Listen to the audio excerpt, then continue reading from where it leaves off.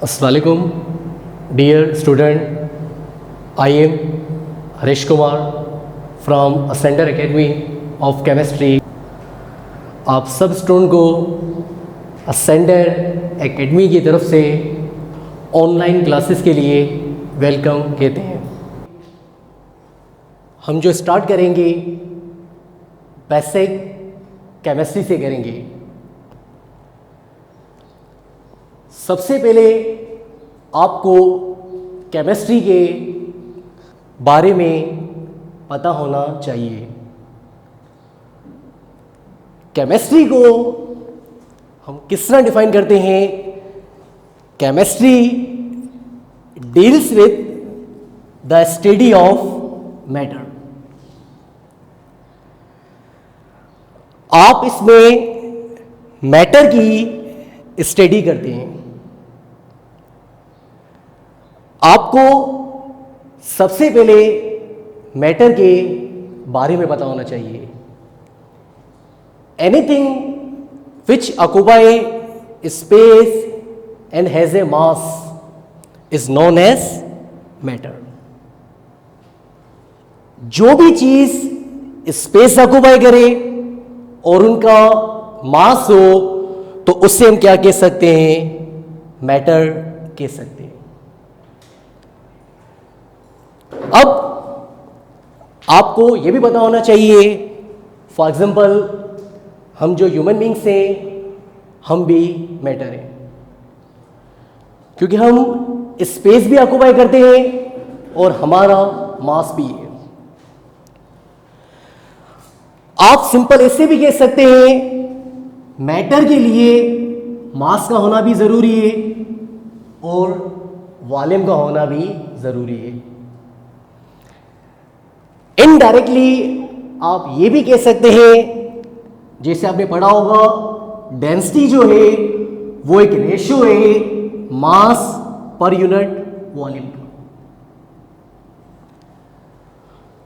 अगर आपसे एक सिंपल सा क्वेश्चन पूछा जाए, अगर दो सब्सटेंस हैं आपके पास, 2 kg ऑफ आयरन में आपको दे रहा हूं और 2 kg ऑफ आपको मैं कॉटन दे रहा हूं, दोनों का मास सेम है। अगर मैं आपसे डेंसिटी पूछूंगा तो डेंसिटी क्या दोनों की सेम होगी या डिफरेंट होगी? तो आप देखेंगे मास तो सेम है, डेंसिटी भी सेम होनी चाहिए, पर डेंसिटी सेम नहीं होगी, डेंसिटी क्या होगी? डिफरेंट। क्यों?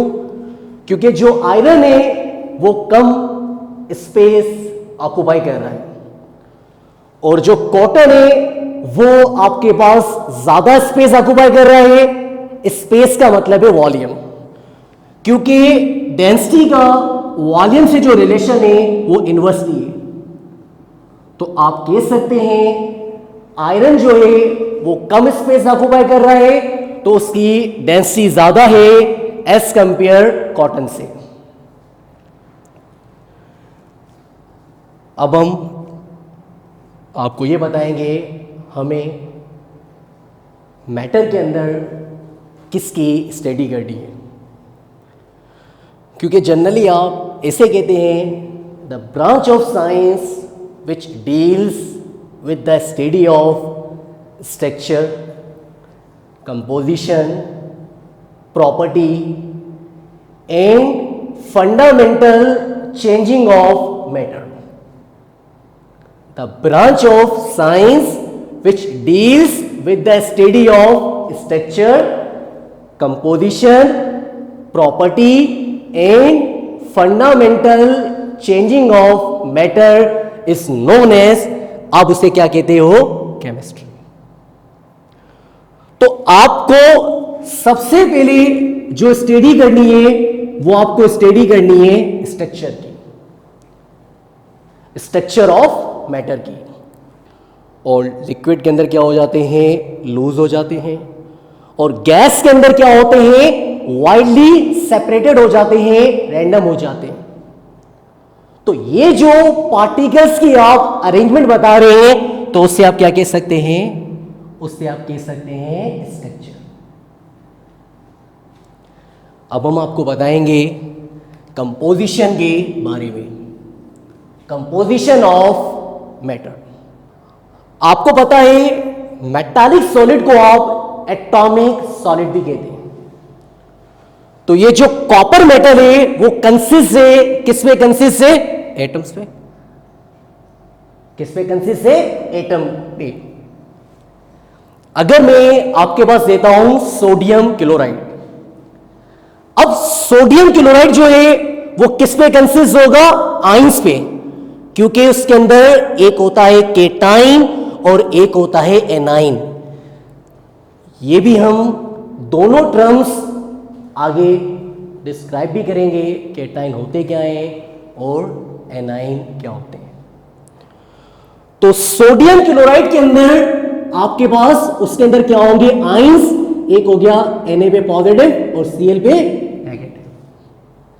इसे आप केटाइन कहते हैं और इसे आप एनाइन कहते हैं। अगर फॉर एग्जांपल मैं आपको कहूं अमोनिया गैस, मीथेन गैस, तो आपके पास ये कंसिस्ट होगा किस पे? कंसिस्ट होगा मॉलिक्यूल पे। वाटर, तो वाटर भी किस पे कंसिस्ट है? मॉलिक्यूल पे। तो कंपोजिशन के अंदर आपको यह देखना है जो मैटर है वो किस कंपोनेंट का बना हुआ है। और अगर कंपोनेंट के अंदर बात कर रहा है तो आप जाएंगे एटम्स के अंदर, आप जाएंगे आयंस के अंदर, आप जाएंगे मॉलिक्यूल के अंदर। एक और बात भी ध्यान में रखना, अगर फॉर एग्जाम्पल जहां कंपोजिशन का वर्ड आ जाता है और हम कहते हैं मैटर किस कंपोनेंट का बना हुआ है, तो हमें वहां पे दो चीजें बतानी होती है। एक वर्ड होता है क्वालिटिव और एक वर्ड होता है क्वांटिटिव। जैसे फॉर एग्जाम्पल मैं आपसे पूछूं वाटर के अंदर कौन कौन से कंपोनेंट है, आप कहेंगे सर ऑक्सीजन भी है और आपके पास क्या है बेटा? उसके अंदर हाइड्रोजन भी है।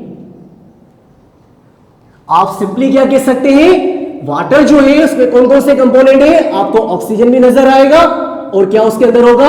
हाइड्रोजन भी होंगे। तो ये जो आप कंपोनेंट बता रहे हैं इससे हम कह सकते हैं क्वालिटिव। और अगर आप मुझे उस वाटर के अंदर परसेंटेज बता दो, जैसे फॉर एग्जांपल ऑक्सीजन की परसेंटेज है 88.88% और हाइड्रोजन की परसेंटेज है उसमें 11.11%। तो ये जो आप परसेंटेज बता रहे हो आप इसे क्या कह सकते हो? क्वांटिटिव कह सकते हो। आपने बताया उसमें कौन कौन से कंपोनेंट है, ऑक्सीजन भी है, हाइड्रोजन भी है, तो ये होगी इसकी क्वालिटी। तो ये भी अपने जहन के अंदर रखना, जब कंपोजिशन में बात कर रहा है तो आप क्वालिटिव और क्वांटिटिव को भी डिस्कस कर रहे हो। सेम इसी तरह अब हम आएंगे प्रॉपर्टी में। अगर आपके सामने प्रॉपर्टी में बात आए तो आपके जहन में क्वेश्चन आएगा हमें किसके बारे में बताना है? कैरेक्टरिस्टिक के बारे में, जिसको प्रॉपर्टी को सिंपली क्या कहते हैं? खासियत।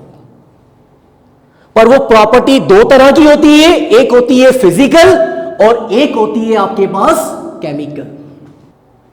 कौन कौन से मैंने पॉइंट बताए? फिजिकल स्टेट चेंज होती है, कंपोजिशन रिमेन सेम है, और आपको यह भी पता होना चाहिए ये इजीली रिवर्स होती है, तो आप इसे रिवर्सिबल भी कहते हो।